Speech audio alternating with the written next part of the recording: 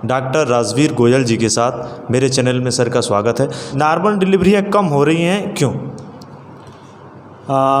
ऐसा नहीं है कि नॉर्मल डिलीवरी कम हो रही है। ये आपका एक गलत काउंट है, ये गेस है। आप मेरे इस हॉस्पिटल के, मैं आपकी फाइलें दिखा देता हूँ जो मेरे हॉस्पिटल में होती हैं। मैक्सिमम नॉर्मल डिलीवरी है। सीजर हम लोग तब करते हैं जब नॉर्मल डिलीवरी करते करते कोई कॉम्प्लिकेशन आ जाता है, या बच्चा पोस्ट डेटेड हो जाता है, या उसका हेड सर्कमफेरेंस ज़्यादा होता है, तो या फिर जो लेबर प्रोग्रेस नॉट प्रोग्रेस होता है, या जो माँ है वो उतना कोऑपरेट नहीं कर पाती नॉर्मल के लिए, तो हम ऐसे कंडीशन में जच्चा बच्चा दोनों को बचाने के लिए हम सीजर करते हैं, जो हम मजबूर होकर करते हैं। धरती पे अगर भगवान के बाद किसी को वो दायित्व, वो रूप माना जाता है, वो भगवान के रूप में डॉक्टर को पूजा जाता है। सर लोग ये कहते हैं कि नहीं, आसान होता है, इसी से जो डॉक्टर लोग होते हैं वो ऑपरेशन कर देते हैं। इस धारणाओं को मैं चाहूँगा जो लोग सुन रहे हैं, जो महिलाएं आज देख रही हैं, उनको आप बताएं। जो हमारे जो लोगों की धारणाएँ ये हैं कि नहीं नॉर्मल कम सीजर ज़्यादा होता है, तो ये उनकी भूल है। नॉर्मल ज़्यादा सीजर कम होता है, सीजर रेयर केस में होता है। दूसरी चीज़ ये रही कि जो नॉर्मल डिलीवरी होती है उसमें वो कॉम्प्लिकेशन कुछ भी हो सकता है, जिसमें माँ के साथ कुछ भी ऐसा होनी हो सकता है कि माँ ज़्यादा ब्लीड करने लगी, पार्टम हेमरेज होने लगा, या फिर उसको जोर लगाते लगाते सेप्सिस में चली गई, बेहोश हो गई, नष्ट हो गई।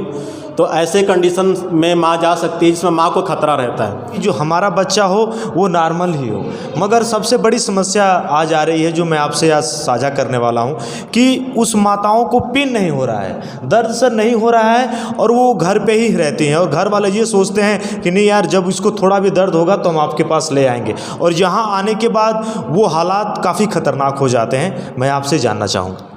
देखिए, जो लोग घर पे ही चाहते हैं कि जो है हम लोग घर पे डिलीवरी कराएं, एक समय था जब होता था, लेकिन आज के समय में इतने सारे कॉम्प्लिकेशन आने लगे हैं कि माँ को जैसे ही प्रेगनेंसी होती है उस समय से लेकर के जो है वो कंटिन्यू हम हमारे यहाँ वो आए हॉस्पिटल में, हम उनकी अच्छे से जो है जांच कराएंगे, अल्ट्रासाउंड करा के उनकी हर स्टेप, हर महीने की स्टेप हम उनको बताते चले जाएंगे बच्चा कैसा है। कभी कभी बच्चा उल्टा हो जाता है, कभी कभी बच्चे जो पैदा होते हैं तो यूट्रस के जो मुंह पे जो है उनका जो उनका प्लेसेंटा होता है वो आ जाता है। तो इस तरह से जो है कभी कभी इस तरह से ऐसे कॉम्प्लिकेशन आते हैं जो नॉर्मल नहीं हो पाता। और अगर ये घर पे वो रखते हैं तो घर पे उनको कुछ पता नहीं चल पाता है। पेशेंट जो है इतना ज़्यादा ब्लीड करने लगती है कि वो समझ ही नहीं पाते हैं कि मरीज़ को हुआ क्या है। तो इस तरह से वो जब हमारे यहाँ ले आते हैं मरीज़ को, तो वो मरीज़ इतनी बुरी तरह से स्थिति में होती है कि या तो मैं उनका ऑपरेशन करूं, या ऑपरेशन के तत्काल में अगर वो नहीं है तो हम उन्हें हार्ट सेंटर के लिए रिफ़र करें, या इतना ज़्यादा वो ब्लीड कर चुकी है कि वो इमरजेंसी में ब्लड भी हमें नहीं दे पाते।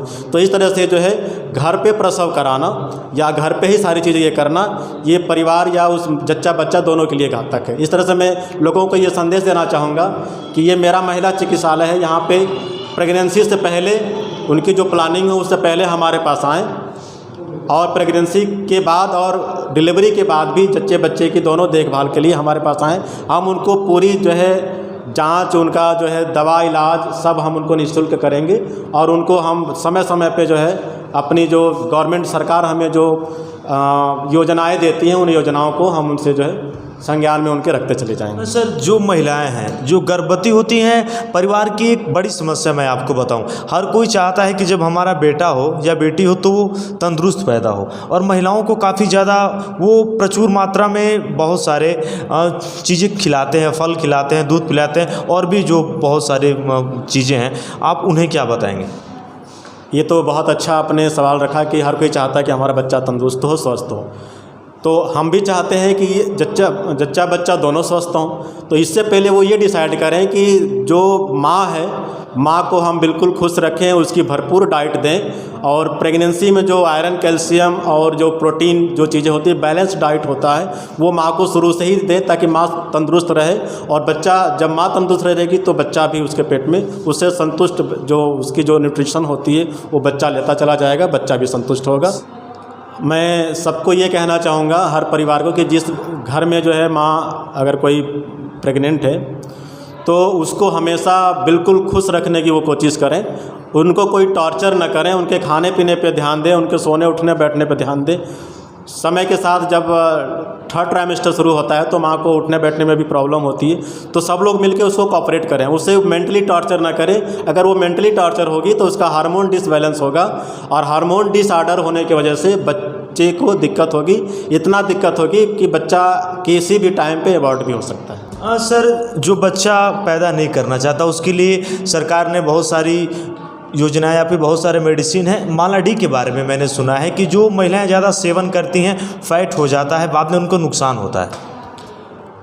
माला डी जो टैबलेट होता है तो उससे ऐसा नहीं है कि महिलाओं को फैट होता है। फैट जो होता है हमारे जो खान पान, जो हम कोलेस्ट्रॉल लेते हैं या हमारी हाई बीपी रहती है, तो हमारे जो हम जो तेल मसाला ज़्यादा यूज करते हैं, जो कलेक्शन होता है कोलेस्ट्रॉल का, तो वो उससे होता है फैट जो होते हैं, फैट और जो कोलेस्ट्रॉल। और माला डी जो दवाइयाँ हैं वो एक हार्मोनल होती हैं, वो हार्मोन होता है, तो हार्मोन की वजह से वो सेफ पीरियड में रहती हैं, जिससे उनकी फैमिली प्लानिंग में मदद करती है। जबकि ये धारणा बिल्कुल बहुत सही नहीं है कि उसकी वजह से महिलाओं को फैट होता है। सर, कि अगर माला डी का सेवन रोज़ करना चाहिए, जो लोग बताते हैं, डॉक्टर बताते हैं, लेकिन अगर किसी महिला ने माला डी का सेवन किया, 4 दिन बाद अगर फिर वो माला डी का सेवन करती है, तो कई बार लोगों ने देखा है, मैंने कई बार बात भी किया, और लोग यही कहते हैं कि जो उनका मासिक है वो लगातार महीने में कई बार भी आ जाता है। कुछ ऐसा भी है क्या? ऐसा नहीं है, ये भी जो महिलाओं का इरेगुलर जो ब्लीडिंग होती है, इसमें कोई ना कोई कॉम्प्लिकेशन होता है। वो बहुत स्ट्रेच में रहती है, या उसको कोई हमेशा कुछ, या उसका खान पान सही नहीं है, या उसका जो लाइफ स्टाइल है वो सही नहीं है, जिससे जो पारिवारिक जो होता है, समय से उठना, समय से जगना, थोड़ा एक्सरसाइज करना, नाश्ता समय से, बैलेंस डाइट खाना, दूध पीना, अगर उनके इन सब चीज़ों में अगर एबनॉर्मलिटी आती है तो इसके वजह से उनके महीना में जो मासिक धर्म में भी एबनॉर्मलिटी आ जाती है। तो इसके लिए अगर हम लोग अगर किसी पेशेंट को अगर इस तरह से अगर हम मैनेज भी करने की बात करते हैं तो उनमें हम हार्मोन की रेगुलरिटी को बढ़ा देते हैं कि वो हार्मोन उनके जो इस तरह से लाइफ साइकिल है उसमें जो हार्मोन हम लोग चलाते हैं वो हार्मोन देने पे अगर ऐसा होता है तो वो उनका महीना फर्स्ट या सेकेंड या 3 साइकिल तक बिल्कुल नॉर्मल हो जाए। बहुत सारी योजनाएं हैं बच्चा अगर आप नहीं चाहते हैं, लेकिन सर मैं चाहूँगा आज जो भेद करते हैं लोग कि अगर किसी की 3 बेटियां हो गई, लगातार बच्चों की चाहत रहती कि नहीं यार मेरा बेटा हो जाए, लगातार बच्चियां हो जाती हैं, जनसंख्या भी काफ़ी तेज़ी से बढ़ रही है, उन माता पिता को आप क्या कहना चाहेंगे जो आज भी ये समस्या है जो कि सरकार रोकना भी चाहती है बच्चियों की गर्भपात की?